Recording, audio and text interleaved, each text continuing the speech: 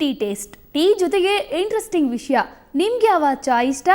ಇದುವೇ ಹೊತ್ತಿನ ವಿಶೇಷ ಚಾಯ್ ಚಾಯ್.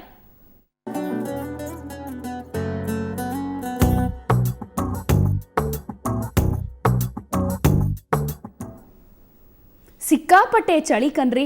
ಮಳೆ ಬೇರೆ ಮೇಲಿನ ಮೇಲೆ ಬೀಳ್ತಾನೆ ಇದೆ. ಹೊರಗೆ ಹೋಗೋದಕ್ಕೆ ಆಗೋದೇ ಇಲ್ಲ. ಇಂತಹ ಟೈಮ್ನಲ್ಲಿ ಒಂದು ಕಪ್ ಟೀ ಸಿಕ್ಕರೆ ಸಾಕು ಅನ್ನೋರೇ ಹೆಚ್ಚು. ಮನೆಯಲ್ಲಿ ವೆರೈಟಿ ಟೀ ಕುಡಿಯೋದಕ್ಕೆ ಎಲ್ಲ ಆಗುತ್ತೆ ಹೇಳಿ? ಹಾಗಾದರೆ ನಾವು ನಿಮಗೆ ಬರೋಬ್ಬರಿ 300ಕ್ಕೂ ಹೆಚ್ಚು ವೈವಿಧ್ಯಮಯ ಟೀ ಟೇಸ್ಟ್ ತೋರಿಸ್ತಾ ಇದ್ದೀವಿ. ಎಲ್ಲಿ ಏನು ಅಂತ ಕೇಳೋದಕ್ಕಿಂತ ಹೋಗಿ ನೋಡ್ಕೊಂಡು ಬಂದರೆ ಒಳ್ಳೆಯದು.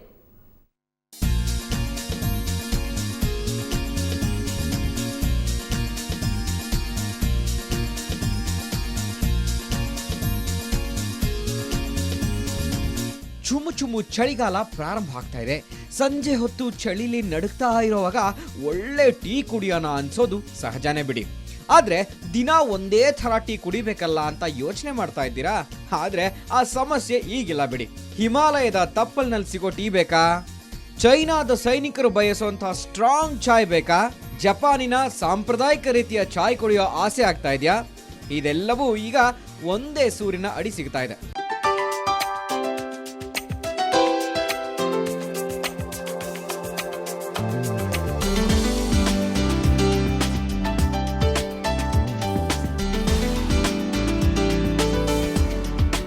ಇದು ಹೋಟೆಲ್ ಅಂದ್ರೆ ಹೋಟೆಲ್ಲು, ಕಾಫಿ ಡೇ ರೀತಿನಲ್ಲಿದೆ. ಆದ್ರೂ ಇಲ್ಲಿ ಕಾಫಿ ಸಿಗಲ್ಲ. ಯಾಕೆಂದ್ರೆ ಇದು ಟೀ ಹೌಸ್. ಬೆಂಗಳೂರಿನ ಬನಶಂಕರಿಯಲ್ಲಿ ದೇವೇಗೌಡ ಪೆಟ್ರೋಲ್ ಬಂಕ್ ಇದೆಯಲ್ಲ, ಅದರ ಪಕ್ಕದ ರಿಂಗ್ ರೋಡ್ ಅಲ್ಲಿದೆ ಮೈ ಟೀ ಹೌಸ್. ಇಲ್ಲಿ ಕೇವಲ ಟೀ ದೊರೆಯೋದು ಮಾತ್ರ ಅಲ್ಲ, ಆ ಚಹಾಗಳ ಹಿಂದಿನ ಸಾಂಸ್ಕೃತಿಕ ಮಹತ್ವವನ್ನ ಇಲ್ಲಿ ಹೇಳಲಾಗುತ್ತೆ. Tea has been an integral part of most of the Asian countries. Actually, it was a very important commodity on the Silk Route. So starting from Japan to Korea, China, Tibet, Ladakh, Kashmir, India, they all have been the tea growing countries. In each of these countries, each of these societies, tea developed a social meaning. In some places, it became some kind of a ritual, a religious ritual. ಹೌದ್ರಿ, ಚಾಯ್ ಅಂದ್ರೆ ನಮಗೆ ಕೇವಲ ಪಾನೀಯ ಮಾತ್ರ. ಆದ್ರೆ ಜಾಗತಿಕವಾಗಿ ನೋಡಿದಾಗ ಅದಕ್ಕೆ ಸಾಂಸ್ಕೃತಿಕ ಹಾಗೂ ಧಾರ್ಮಿಕ ಮಹತ್ವನೂ ಇದೆ. ಆದ್ರಿಂದಲೇ ಪ್ರತಿ ಚಹಾ ಕೊಡುವಾಗಲೂ ಆ ಸಮುದಾಯದ ಸಾಂಪ್ರದಾಯಿಕ ರೀತಿಯಲ್ಲೇ ಅದೇ ರೀತಿಯ ಚಹಾ ಕಪ್ಪುಗಳಲ್ಲೇ ನೀಡಲಾಗುತ್ತೆ.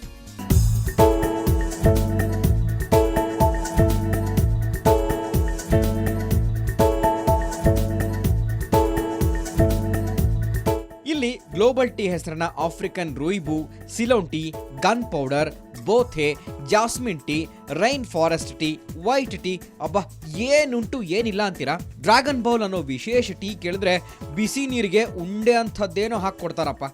ಆದರೆ 2 ನಿಮಿಷಗಳಲ್ಲಿ ಆ ಉಂಡೆಯೊಳಗಿನಿಂದ ಹೂ ಒಂದು ಅರಳಿ ಬರುತ್ತೆ. ಆ ಬಿಸಿ ನೀರು ರುಚಿಕರವಾದ ಟೀ ಆಗಿ ಬದಲಾಗಿರುತ್ತೆ. ಏನು ವಿಶೇಷ ಅಲ್ವಾ? ಎಂಥ ಅದ್ಭುತ ನೋಡಿ. ಇವತ್ತು ನಾವು ಡ್ರ್ಯಾಗನ್ ಬೌಲ್ ಅಂತ ಟೀ ಕುಡಿತಾ ಇದ್ದೀವಿ. ಅದು ಹೂವಾಗಿ ಅರಳುತ್ತೆ ಬೌಲಲ್ಲಿ ಬಿಸಿನೀರಲ್ಲಿ ಹಾಕಿದ ತಕ್ಷಣ. ತುಂಬ ಟೇಸ್ಟ್ ಮೈಲ್ಡಾಗಿ ಚೆನ್ನಾಗಿದೆ. ಈ ಟೀ ಆಬ್ವಿಯಸ್ಲಿ ಇಂಡಿಯಾನಲ್ಲಿ ತುಂಬ ರೇರು ಸಿಗೋದು. ನೀವು ಹೊರಗಡೆ ಬೇರೆ ಯಾವುದಾದ್ರು 5 ಸ್ಟಾರ್ ಹೋಟ್ಲಲ್ಲಿ ಕೇಳಿದರೆ ಅವ್ರು ತುಂಬ ಎಕ್ಸ್ಪೆನ್ಸಿವ್ ಅಂತ ಪಾಕೆಟಲ್ಲಿ ತುಂಬ ಹೆವಿ ಆಗುತ್ತೆ. ಆದರೆ ಇಲ್ಲಿ ಬಂದರೆ ಇಟ್ ಈಸ್ ಎಕನಾಮಿಕಲ್, ಜೊತೆಗೆ ನಿಮ್ಗೆ ಚೆನ್ನಾಗಿರೋ ಟೇಸ್ಟ್ ಸಿಗುತ್ತೆ, ಅನುಭವ ಸಿಗುತ್ತೆ ಬೇರೆ ದೇಶದಲ್ಲಿ ಟೀ ಹೇಗಿದೆ ಅಂತ. ಟೀ ಮಾಡೋದು ಸಹ ಒಂದೇ ರೀತಿ ಇರಲ್ಲ. ಆಯಾ ಪ್ರದೇಶಕ್ಕೆ ತಕ್ಕಂತೆ ಟೀ ಮಾಡೋ ವಿಧಾನ ಸಹ ಬೇರೆ ಥರನೇ ಇರುತ್ತೆ. ಉದಾಹರಣೆಗೆ ಇಲ್ಲಿ ಮಾಡ್ತಾ ಇರೋದು ಗುರ್ಗುರ್ ಟೀ. ಇದನ್ನೇ ನೋಡಿ ಹೇಗೆ ಮಾಡ್ತಾ ಇದ್ದಾರೆ ಅಂತ. ಭಾರತದ ಗಡಿ ಭಾಗದಲ್ಲಿರೋ ಲಡಾಖ್ನಲ್ಲಿ ಈ ಚಹಾನ ಮಾಡೋದೇ ಇದೇ ಥರ. ಚಹಾ ಚೊಪ್ಪಿನ ಜೊತೆ ಯಾಕೆ ಪ್ರಾಣಿಯ ಹಾಲು, ಅಮೂಲ್ ಬೆಣ್ಣೆ ಮತ್ತು ಉಪ್ಪನ್ನ ಹಾಕಿ ಈ ಉದ್ದ ಕೊಳವೆಯೊಳಗೆ ಚಹಾ ಮಾಡಲಾಗುತ್ತೆ? ಫಸ್ಟು ನಾವು ಪಾಟ್ ತೊಗೊಳ್ತೀವಿ. ಅದು ಇದನ್ನು ತೊಗೊಂಡ್ಬಿಟ್ಟು ಫಸ್ಟು ನಾವು ಗ್ರೀನ್ ಟೀ ಹಾಕ್ಬಿಡ್ತೀವಿ. ಗ್ರೀನ್ ಟೀ ಹಾಕಿದ್ಮೇಲೆ ಮಿಲ್ಕ್ ಹಾಕ್ತೀವಿ. ಮಿಲ್ಕ್ ಹಾಕಿ ಸ್ವಲ್ಪ ಬಟರ್, ಸ್ವಲ್ಪ ಲೈಟ್ ಸಾಲ್ಟ್ ಹಾಕಿ ಚೆನ್ನಾಗಿ ಮ್ಯಾಶ್ ಮಾಡ್ತೀವಿ. ಅದನ್ನು ಮ್ಯಾಶ್ ಮಾಡಿದ್ಮೇಲೆ ಬೇರೆ ಕೆಡ್ಲಿಗೆ ಹಾಕಿ ಫುಲ್ ಬಿಸಿ ಮಾಡಿ ಫಿಲ್ಟ್ರ್ ಮಾಡಿ ಕೊಡ್ತೀವಿ. ಈಗ ಈ ಹೊರಗಡೆ ದೇಶದಲ್ಲೆಲ್ಲ ಸ್ವಲ್ಪ ಹಾಟ್ ಜಾಸ್ತಿ ಇರುತ್ತಲ್ಲ, ಅದಕ್ಕೋಸ್ಕರ ಇದನ್ನು ಕುಡಿಸ್ತೀವಿ. ಚಳಿ ಪ್ರದೇಶದಲ್ಲಿ ಯಾಕ್ ಮಿಲ್ಕ್ನ ಈ ಚಹಾ ದೇಹಕ್ಕೆ ಅಗತ್ಯವಾದ ಉಷ್ಣಾಂಶ ನೀಡುತ್ತೆ ಅನ್ನೋದೇ ಅದರ ಜನಪ್ರಿಯತೆಗೆ ಕಾರಣ. ಆಫ್ರಿಕಾ, ರಷ್ಯಾ, ಜಪಾನ್ ಹೀಗೆ ಜಗತ್ತಿನಾದ್ಯಂತ ಚಹಾಕ್ಕೆ ಮಾನ್ಯತೆ ಇದೆ. ಕೆಲವೆಡೆ ಅದು ಕೇವಲ ಪಾನೀಯ ಮಾತ್ರ ಅಲ್ಲ, ಸಂಸ್ಕೃತಿಯ ಹಾಸುಹೊಕ್ಕಾಗಿದೆ. ಮೈ ಟೀ ಹೌಸ್ ವಿಶೇಷತೆ ಅಂದರೆ ಇಲ್ಲಿ ಜಗತ್ತಿನ ಎಲ್ಲ ದೇಶಗಳ ಚಹಾವನ್ನು ಅದರ ಸಾಂಸ್ಕೃತಿಕ ಸೊಗಡಿನಲ್ಲೇ ನೀಡಲಾಗುತ್ತೆ.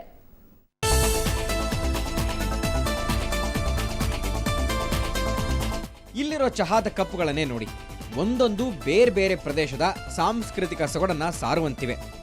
ಆಯಾ ಪ್ರದೇಶದ ಚಹಾ ಕೊಡುವಾಗ ಅಲ್ಲಿ ಬಳಸುವಂತಹ ಚಹಾ ಕಪ್ಪುಗಳಲ್ಲೇ ಕೊಡೋದು ಇಲ್ಲಿ ಪದ್ಧತಿ.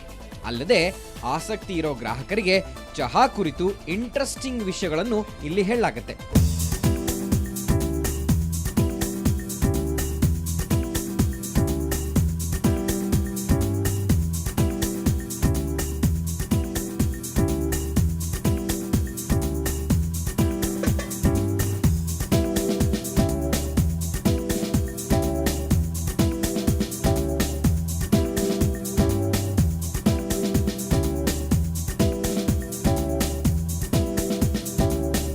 ಎಂಥ ವಿಶೇಷ ಅಂತೀರಿ? ಇದು ಚೀನಾದ ಪ್ಯೂರ್ ಎನ್ನುವ ಪ್ರದೇಶದ ಟೀ. ನೋಡೋದಕ್ಕೆ ಬಟ್ಟಲಿನ ತರ ಕಂಡ್ರು ಇದನ್ನ ಒಣಗಿದ ಚಹಾ ಎಲೆಗಳಿಂದ ಮಾಡಲಾಗಿದೆ.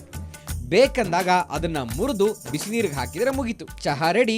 ಅದರ ಹಿಂದಿನ ಕಥೆಯನ್ನು ಸ್ವಾರಸ್ಯಕರವಾಗಿ ವಿವರಿಸ್ತಾರೆ ಅನಿಲ್ ರನಾವತ್.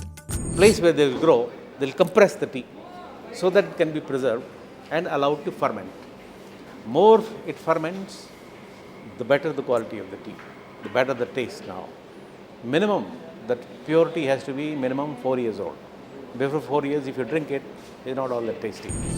ಸಾಮಾನ್ಯವಾಗಿ ಇಲ್ಲಿಗೆ ಬರೋ ಗ್ರಾಹಕರು ಕೂಡ ಚಹಾ ಪ್ರಿಯರೇ ಆಗಿರ್ತಾರೆ. ದೇಶೀಯ ಚಹಾಗಳನ್ನು ಕುಡಿಯೋರು ಇಲ್ಲಿ ವಿದೇಶಿ ಚಹಾಗಳನ್ನು ಕುಡಿದು ಅದರ ಸೊಗಡನ್ನು ಸವಿಯೋದು ಇಲ್ಲಿಯ ವಿಶೇಷತೆ. ಬೇರೆ ದೇಶಕ್ಕೆ ಯಾವಾಗ ಹೋಗ್ತೀವೋ ಗೊತ್ತಿಲ್ಲ, ಸೊ ಆ ಕಲ್ಚರ್ನ ಇಲ್ಲಿಗೆ ತೊಗೊಂಡು ಬಂದುಬಿಟ್ಟು ಅವ್ರು ಟೀ ಕುಡಿಸ್ತಾ ಇದ್ದಾರೆ. ತುಂಬ ಚೆನ್ನಾಗಿ ಅನಿಸುತ್ತೆ, ಎಕ್ಸ್ಪೀರಿಯನ್ಸ್ ಚೆನ್ನಾಗಿದೆ, ಸರ್ವಿಸ್ ಎಲ್ಲ ಚೆನ್ನಾಗಿದೆ. ಅದ್ರ ಜೊತೆಗೆ ಅವ್ರ ಆಂಬಿಯನ್ಸ್ ಏನು ಮೇಂಟೈನ್ ಮಾಡಿದ್ದಾರೆ ಇಲ್ಲಿ ಬನಶಂಕರಿಯಲ್ಲಿ, ಅದನ್ನು ತುಂಬ ಸಖತ್ತಾಗಿ ಬಂದಿದೆ. ಕೇವಲ ಚಳಿಗಾಲದಲ್ಲಿ ಮಾತ್ರವೇ ಅಲ್ಲ, ಬೇಸಿಗೆ ಕಾಲದಲ್ಲೂ ಇಲ್ಲಿ ಐಸ್ಡ್ ಚಹಾ ಕುಡಿಬಹುದು. ಸ್ಟ್ರಾಬೆರಿ, ಗ್ರೀನ್ ಆಪಲ್, ಕಿತ್ತಳೆ, ಮಾವು ಹೀಗೆ ಬಗೆ ಬಗೆಯ ರುಚಿಯ ಐಸ್ಡ್ ಟೀಯ ಟೇಸ್ಟ್ ನೋಡೋದೇ ಖುಷಿ. ಇಲ್ಲಿಯ ಚಹಾ ಫ್ಲೇವರ್ನ ಟೀ ಕೇಕ್ ಇರೋದು ಇಲ್ಲಿಯ ವಿಶೇಷತೆ. ಹೀಗೆ ಈ ವೈವಿಧ್ಯತೆಯೇ ಚಹಾ ಪ್ರಿಯರನ್ನ ಇಲ್ಲಿಗೆ ಸೆಳೀತಾ ಇದೆ ಅಂತಾರೆ ಇಲ್ಲಿಯ ಪ್ರಖ್ಯಾತ ಟೀ ಮೇಕರ್ ರಮೇಶ್. ಕಸ್ಟಮರ್ಸ್ ಕೆಲವರು ಮಿಲ್ಕ್ ಟೀ ಲೈಕ್ ಮಾಡ್ತಾರೆ, ಕೆಲವು ಟೈಮಲ್ಲಿ ಬಿಸಿಲು ಟೈಮಲ್ಲಿ ಐಸ್ ಟೀ ಲೈಕ್ ಮಾಡ್ತಾರೆ, ಮತ್ತು ಒಮ್ಮೆ ಬ್ಲ್ಯಾಕ್ ಟೀ ವಿತ್ ಹನಿ ಜೊತೆಯಲ್ಲಿ ಕುಡಿತಾರೆ, ಮತ್ತು ರೆಡ್ ಟೀ ಇದೆ ಅದು ವಿತ್ ಹನಿ ಜೊತೆಯಲ್ಲಿ ಕುಡಿತಾರೆ. ಸುಮಾರು ವೆರೈಟಿಗಳ ಟೀ ಇದೆ, ಯಾವ್ರವ್ರ ಲೈಕ್ ತಕ್ಕವಾಗಿ ಕುಡಿತಾರೆ. ಇಲ್ಲಿ ಒಂದು ಚಹಾಕ್ಕೆ 35 ರೂಪಾಯಿನಿಂದ ಹಿಡಿದು 150 ರೂಪಾಯಿವರೆಗೂ ಬೆಲೆ ಇದೆ. ಆದರೆ ಬೆಲೆ ಜಾಸ್ತಿ ಅನ್ನೋ ಹಾಗಿಲ್ಲ. ಯಾಕೆ ಅಂತೀರಾ? ಇಲ್ಲಿರೋ ವೈವಿಧ್ಯಮಯ ಚಹಾ ಪುಡಿಗಳ ಬೆಲೆ ನೋಡಿದ್ರೆ ಎಂಥವರು ಕೂಡ ಬಾಯಿ ಬಂದ್ ಮಾಡ್ಕೋಬೇಕು, ಅಷ್ಟು ರೇಟ್ ಇದೆ. 100 ಗ್ರಾಂ ಚಹಾ ಪುಡಿಯಿಂದ ಹಿಡಿದು 5,000 ರೂಪಾಯಿವರೆಗಿನ ಬೆಲೆಯ ಚಹಾದ ಪುಡಿಗಳು ಇಲ್ಲಿದ್ದಾವೆ.